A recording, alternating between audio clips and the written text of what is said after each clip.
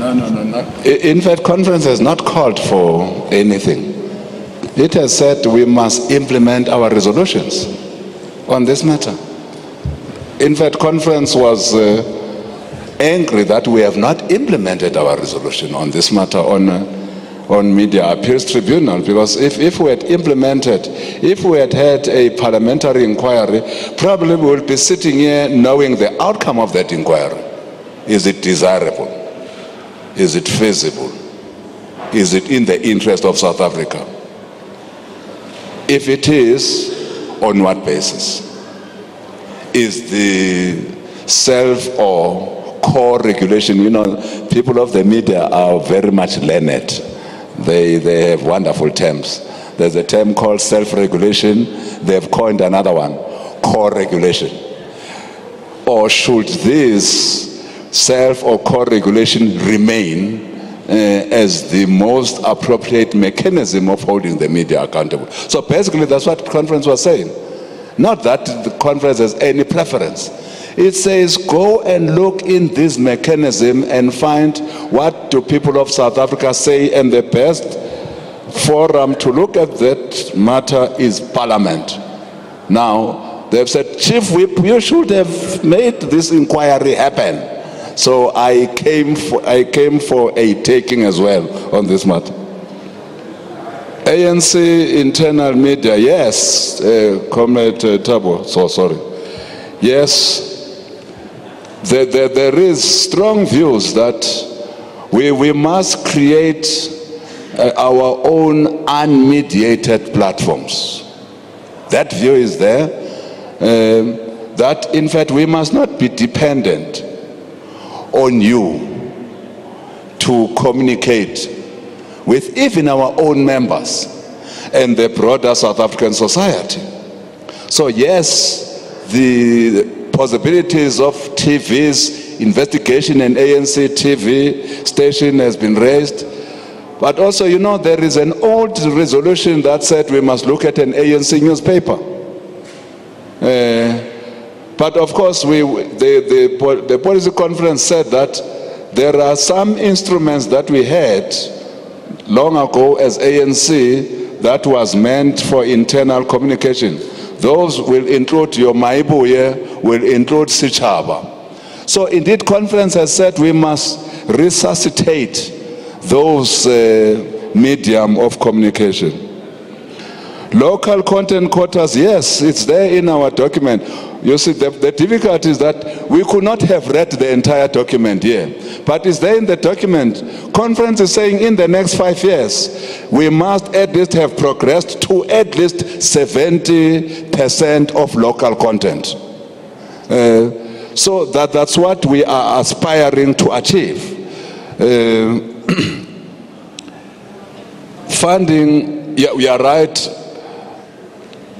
If we say we must remove barriers to entry in the various sectors of the economy under broadcasting, including the including ICT, what are the mechanisms? No, we have not talked of the mechanisms, including any funding, because that is not for conference. Conference expresses a broad view, and that broad view is that you cannot have a particular sector of the economy being lily-white 23 years down the line in our democracy.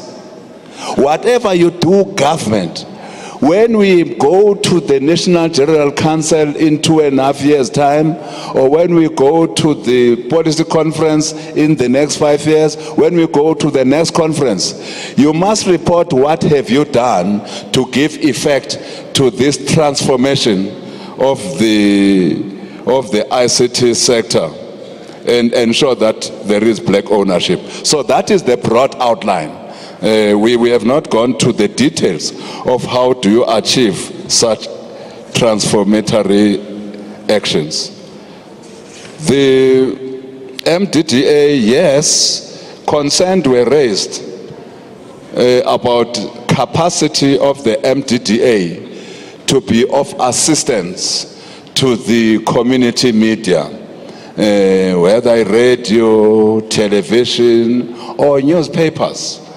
And it will also seem that colleagues and delegates have also said we must also look very critically at the at the legislation that establishes MTDA, whether that legislation itself is not making it difficult for MTDA to ensure sustainability of community media. So yes, we will be looking at that. Indeed, we will have to strengthen MTDA as well. There have been all sorts of difficulties, all sorts of problems, including management problems that have been identified in MTDA. Therefore, conference has directed us to remove all these obstacles that makes MTDA not capable to strengthen and ensure that there's sustainability of community media. Does the conference have a view on spectrum? But we know what the view is broadly of our government. That view is adequately addressed in the white paper policy on ICTs. And in the main, that white paper has put on the table a creation of an open access network. An open access network that will then be used to ensure that our own black industrialists, entrepreneurs are able to access spectrum that they've not been able to access thus far. That's it. So a mechanism of ensuring this access is that open access network. So indeed, the conference has affirmed that position that government has taken, but we also want to see implementation again, implementation of the outcomes of that white paper policy outcomes. That's what we need. Openness. Well, I thought that we were very open. We are here. We are here to interact with you, to speak to what conference has decided. I don't know, I think Comrade Zizi has been here bringing in so many committees of the National Executive Committee to speak to you about the outcomes of the commissions and plenary at this conference. I think we are open, and we are also allowing you to question the decisions that we have taken at this conference. Were we supposed to have one journalist for every delegate? I'm not very much sure about that one. You know, Comrade Zizi told me that the approach we got from the media requesting to be accredited for this conference was unprecedented. That's the word he used. You can ask him what he meant by that. But he said there were so many media people that wanted to be here, but of course we could not have all of them, so we had to cut to a particular number for logistical reasons. Because we could not have a conference of 5,000 delegates, then you also have 5,000 media people. So it would have been unworkable. And logistically, we would have been on each other's throats and feet. So broadly, we did not think that that was a good idea, but we still managed to ensure that a sizable number of media people are accredited and are here, like you are here, to hear what is happening at this conference. Leaks, well, it comes with the territory. Leaks will always be there. We are not an organization that bars people from speaking to any other person. But those who know that they are not supposed to be spokespersons of the ANC, who are that disciplined, at least they refer media to people who are spokespersons. Of course, there are those of us who, even when we are not spokespersons, we will then venture our views and give them to the media, views that might not necessarily be a reflection of what's happening at conference. Very unfortunate. That's why then, answering another question, the ANC and conference has agreed that we must, as a matter of urgency, this incoming NEC must conclude on the ANC communication policy. That policy says, what can a member do and not do, even in relation to social media? So that when you know that you are not a spokesperson of the ANC, you cannot represent the ANC. When you know that you are an ANC member, even in your own platform, Twitter or Facebook, you must not articulate anything that is at variance with the standing of the African National Congress. So that policy has been noted by conference, and conference has directed the incoming NEC that within the next 6 months, that policy should be with our branches, with our regions, with our provinces, and with all our members, and should be implemented, because it will then give guidance on how do we deal with these matters of communication. I don't know what was the question on the communication with the media. If it was a question that relates to this conference, well, we think that we did our best.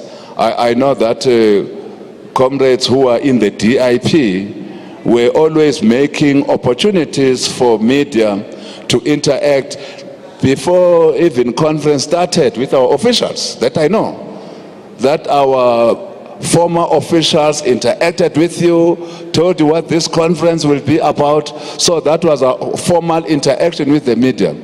Even at this conference, I know for a fact that our DIP has made it possible for the media to interact with our various subcommittees, including this subcommittee on communication. Training of our officials.